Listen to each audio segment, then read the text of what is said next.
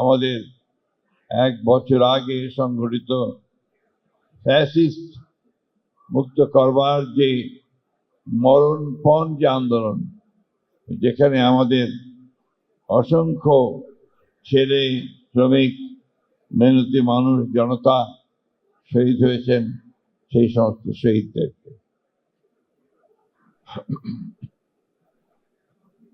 আপনারা হচ্ছেন এই দেশের শ্রেষ্ঠ সন্তানদের এক একজন।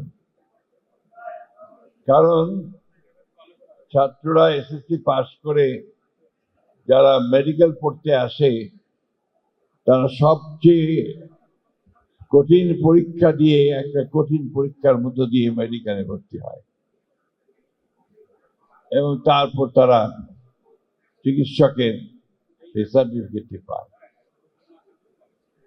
আমরা যারা সাধারণ মানুষ, আমাদের কাছে আপনারা আল্লাহর পরেই আপনাদের অবস্থান।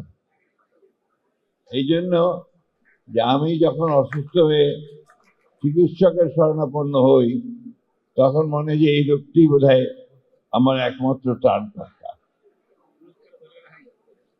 এবং বাংলাদেশের স্বাধীনতার পর থেকে আজ পর্যন্ত আপনারা নিঃসন্দেহে আপনাদের অবদান রেখেছেন এবং এই দেশের সাধারণ মানুষের স্বাস্থ্যের রক্ষার ক্ষেত্রে আপনারা প্রচুর ভূমিকা রেখেছেন। আমার দু একটি কথা আছে, আপনারা কেউ কিছু মনে করবেন না। এই কথাগুলো একটু ভিন্ন ধরনের। আজকে আমি এসে দেখলাম এখানে যে আপনাদের এই নির্বাচন পরিচালনা করার জন্য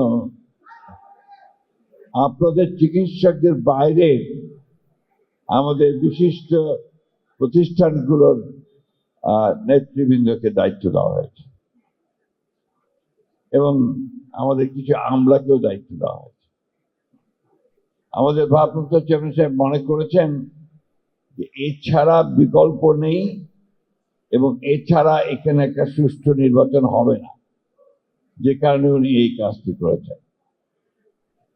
আমি মনে করেছি যে আমরা জাতি হিসেবে কি এতই অক্ষম হয়ে গেছি যে আমরা নিজেদের একটা নির্বাচন সেটাকে সঠিকভাবে সুষ্ঠুভাবে পালন করতে পারবো না? হ্যাঁ, এটা হয়েছে, জাতীয় জীবনে সেই কাজটা হয়েছে। দীর্ঘ বছরগুলোতে আমরা কোনো সুষ্ঠু নির্বাচন পাইনি। কিন্তু মানুষ, আমরা তো আশা করি যে যারা শিক্ষিত, যারা সমাজের সবচেয়ে উচ্চ পর্যায়ের মানুষ, যারা এই দেশকে নেতৃত্ব দেয় স্বাস্থ্যক্ষেত্রে, তারা অন্তত তাদের সংগঠনের এই নির্বাচনটাকে তারা নিজেরাই সম্পন্ন করতে পারবে। আমি আশা করব এর পরে আপনাদের নতুন যে পরিষদ, কার্যকরী পরিষদ নির্বাচিত হবে, আপনাদের নতুনভাবে যে সংগঠন আপনারা গড়ে তুলবেন, সেই সংগঠনে আপনারা অন্তত এই বিষয়টা আনতে পারবেন, আমাদের সংগঠনকে আমরাই পরিচালনা করব, আমরাই নির্বাচন করব, আমাদের নেতা আমরাই নির্বাচিত করব। আমি আগে বলেছি যে আমাকে ক্ষমা করবেন, হয়তো এটা আপনাদের অনেকের পছন্দ হবে না। আরেকটি কথা বলতে চাই যে ড্যাবকে অন্যান্য সাধারণ সংগঠনের সঙ্গে এক করে ফেলবেন না। ড্যাবের যে ভূমিকা অপরিসীম।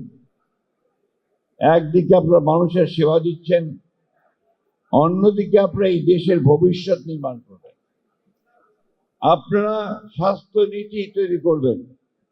আপনারা স্বাস্থ্য নীতি তৈরি করতে রাজনৈতিক নেতৃত্বকে সহায়তা করবেন এবং আপনারা ভবিষ্যৎ যে চিকিৎসক তৈরি করবেন, সেই চিকিৎসকেরা সত্যিকার অর্থেই পৃথিবীর অন্যান্য যে কোনো দেশের চিকিৎসার সঙ্গে তারা কম্পিট করতে পারেন, সেই অবস্থা তৈরি করবেন।